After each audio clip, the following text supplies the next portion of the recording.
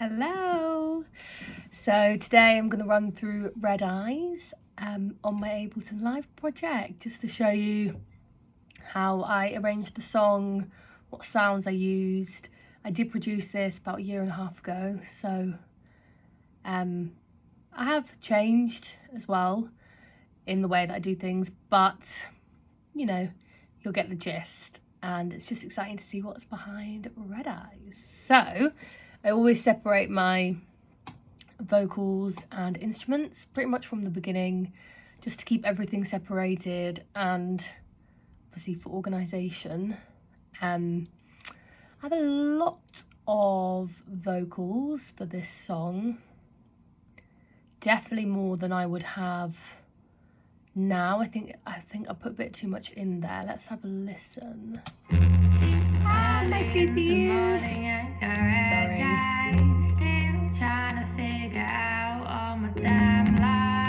Got my lead, which is quite punchy. But there's something making it a bit raw. Just listen. Ooh. Yeah.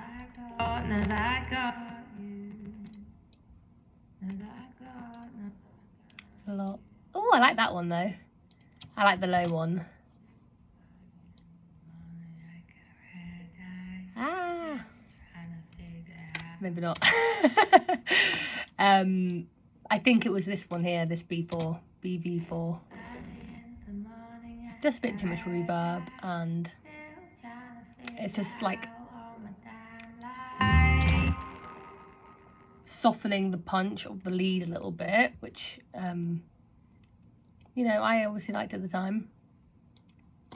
Probably not what I would do now, but no worries. Instruments, okay.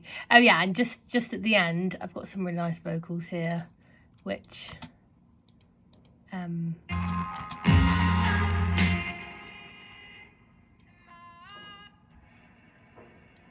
yeah. Oh, it's here.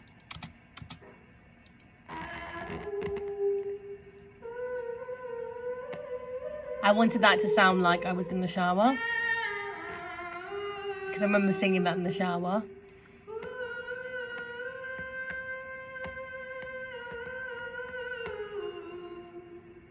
Ah! I love that vocal, I must say. So, that's my vocals. As you can see, wow, loads. But I think the approach that I took was that I wanted to sort of have like the lows, the mids, the softs, the crunch, all separately in my vocal. And I did do that for a while. Now I noticed that it just sort of makes everything a bit more raw.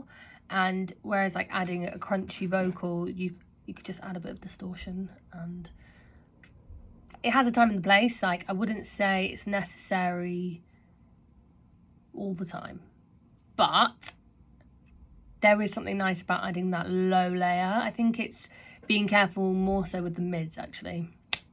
Just gonna do a whole U-turn there. Yeah, to be honest, yeah, I like adding low vocals. I think it's the mids that you want to be careful with, like making a bit of whoa. Depends obviously on the song. Yes. Bird and Stream. Oh yes. This has got to be my favourite effect ever. My favourite sound ever. Let's just turn that up.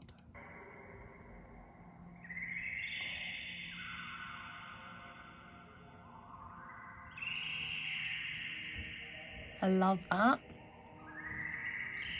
That's Massive by Native Instruments. Ooh, Massive X, actually, not Massive. I just love that so much. So this Bird and Stream, I obviously put a automation on there. Let's just have a little look. Yeah, so it starts really gradual. You can barely hear it. But when the vocals come down, now that I got you. Now that I got you too. You can just hear it so faintly in the background, but I love that. I probably would turn that up now, to be honest, but you know. So then I've got my piano.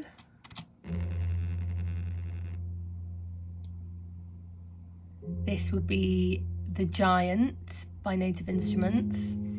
They built this whole piano and it's got this scaffolding below it. Here, I'll show you. Let's unfreeze this bitch. So,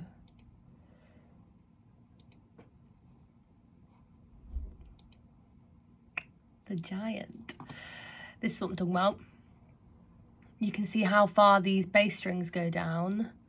And you can really bring the low keys less. So you don't have to have it like that, but then that would kind of be pointless, wouldn't it? Ooh, you can have it really bassy.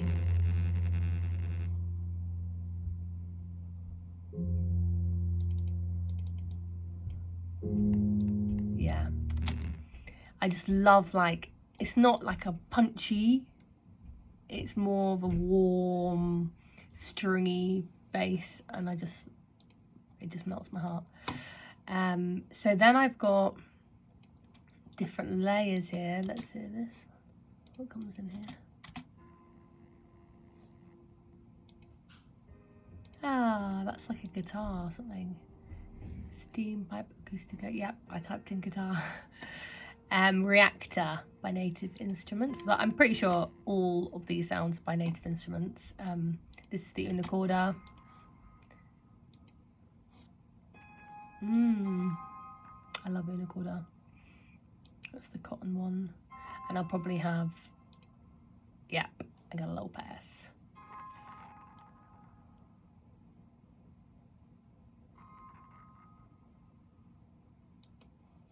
Oh.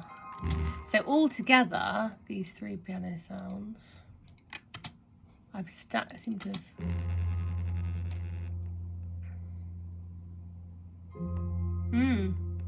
And you can see, like, they don't all come in.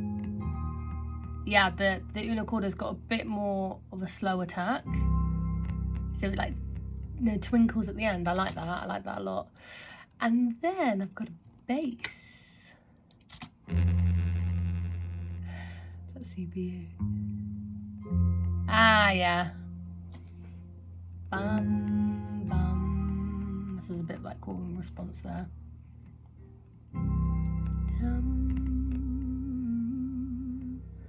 I just think these textures do sit so nicely. Oh, I've got an organ. Ah! Ooh, that's like heavenly, isn't it? I would probably change the playing of that organ. Yeah, nice. And then I've got something that is not by Native Instruments. It's actually Labs, and you can get these for free. Ethereal Piano, and I think this is the tape piano. Yeah. Yeah. You gotta listen to these. Right. I'll just play these at the end here. Just because it's so... Ooh. It's like heavenly.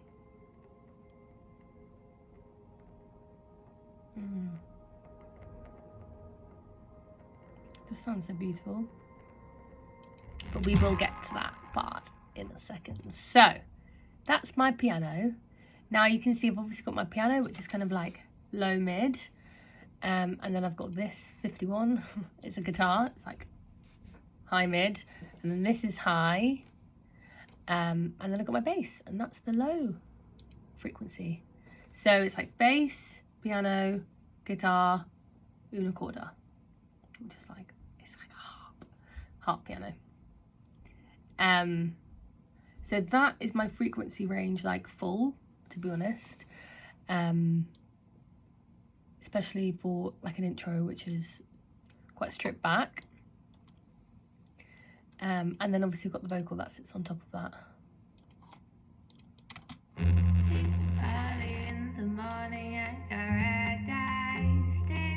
Yeah, I like that. simple.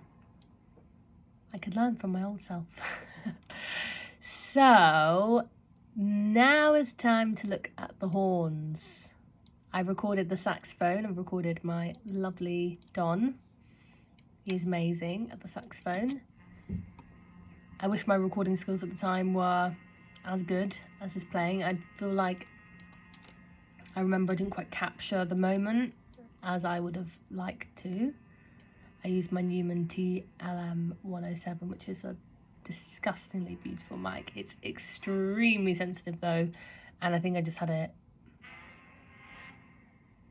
could have just been a bit more, I'm not sure, I can't remember now.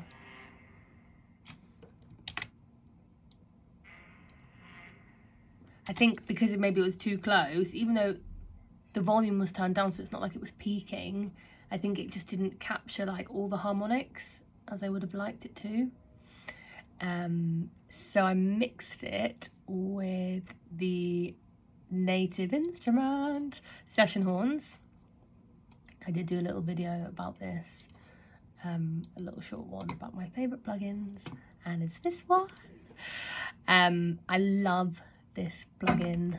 I love it. I love it. I love it. There's so many different things you can do. Grace, rip, blah blah blah. So let's just listen to that saxophone with my MIDI horns. It just gives it that bit more punch.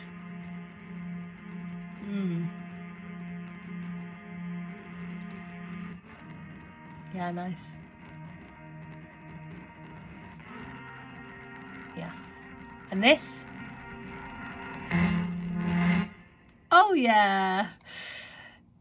As beautiful as these horns are, they would be nothing. I mean, zilch without my bass. So I've got my beautiful bass. Are you ready? Oh yeah.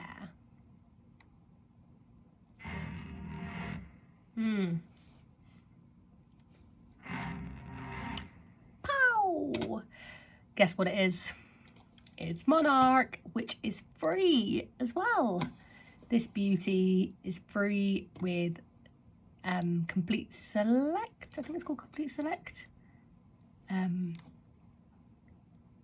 Just outrageously fantastic preset name. Am I sexy? Yes, you are. I did change the contour and the filter resolution and probably messed around with the attack and the decay. Yeah, that is such a good moment in this song as well, and it would be nothing without Monarch, so thank you. What else have we got here? Got my little organ. Ooh. And then got the delay. Don't have the piano anymore. Oh, I do have the piano. Such a liar. Don't have the guitar anymore.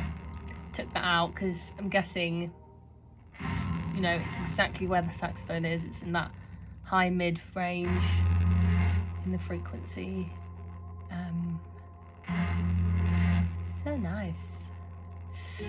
Yay, cool. Sorry for the crackles. I really do apologise. Are these frozen? Yes, they are. Okay. I love this little motherfucker. I call it Hans Zimmer.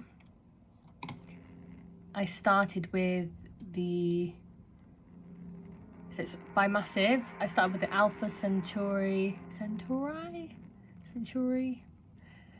preset. This is named after an endoplanet, which is obviously fresh as fuck, and just messed around with these little beauties. I think especially the release, just to make that, wow, you know, come out a bit more strongly. Let's just listen to that again. It starts like this, and then it creeps away, and then it comes closer. And that just sits so nicely with the whole point of the song, which is this like pull and push and it kind of blends with the lyrics, which is like trying to break out of this rut, trying to, you know, get out of the loop repeating, and that's kind of like the end, as like being set free almost. And the whole womp, I don't know if you noticed, but it's all about this like womp. It's got that all the way through, because that's how I felt really at the time. It just felt like, I want to get out of this bullshit. And I think I chose these instruments like consciously and subconsciously that all fit with that same feeling. I think I did a really good job actually in terms of like the arrangement. Oh yes, just gotta love that labs there. So last but not least, I think I've got everything in the terms of sounds, harmonic sounds there. So let's go to the drums. Yeah, what's this? Oh yeah, more drums. I've definitely got better at like color coding and neatening my projects. I have to, because at the moment I have like so many layers of strings and all that jazz. So yeah, drums. I wanted to make drums that sounded like a kit, like a drum kit, but obviously then I've got that sub kit.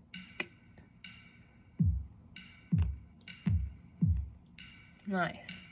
Now I think I would do a lot of different things with the drums now. That's probably where my producing has like grown a lot, because that was the most thing that came unnaturally to me, just in terms of like, you know, how to compress them, how to EQ, how to get that, how to layer the drums. Like I layered all my other instruments, but yeah, my favorite part in the song drum wise, I think if you know the song you're gonna know exactly what it is for me. Where is it? Yeah, you ready? Hey! So it does get like a bit more dubby at the end, like a bit more loose, and that's just when all the elements come together and it's like more free and it's just like a bit more elusive. I did get a pattern for the drums from the Abbey Road studio that I also showed you on my Instagram video, and then I go in, so I like loop it across the whole song, and then I bring in elements. Like in this song I brought in elements as the song, you know, started getting it, because it's all like, it's all getting more. So as more other instruments and stuff come in, all the drums start coming in as well, which is maybe like not how a drummer would play, but I think it suits the song. So yeah, and then that comes in.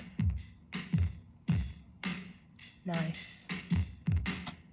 And then what I do is everything that I'm a vocalist, like I'm a pianist as well, and a composer and a sound designer, whatever, but you know, I'm writing the songs and everything has to fit the vocal, everything has to fit the lyric line, which I find so important, and one of the reasons why I started producing. So I go in, and with the drums, like if there's any rhythm changes in the vocals, then I then match the drums to suit that. So let me try and get up. Easy to repeat all the same day. This freaking CPU, I tell you. Something will stay the same. That was a really good spot to actually show you there. Things rearrange, something will stay the same. Do you see how that fits with the vocals? Things rearranged, thought they would stay the same. Do you see how that fits? I specifically went in and now that's the changes I always thought to stay. Things rearranged, something would stay the same. Yay! Easy to repeat all the same day.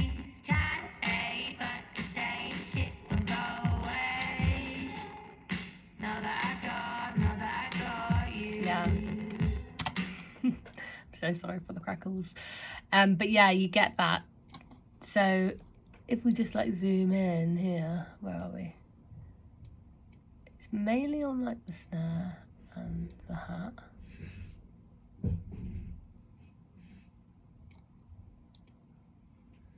Is it the rim? Yeah.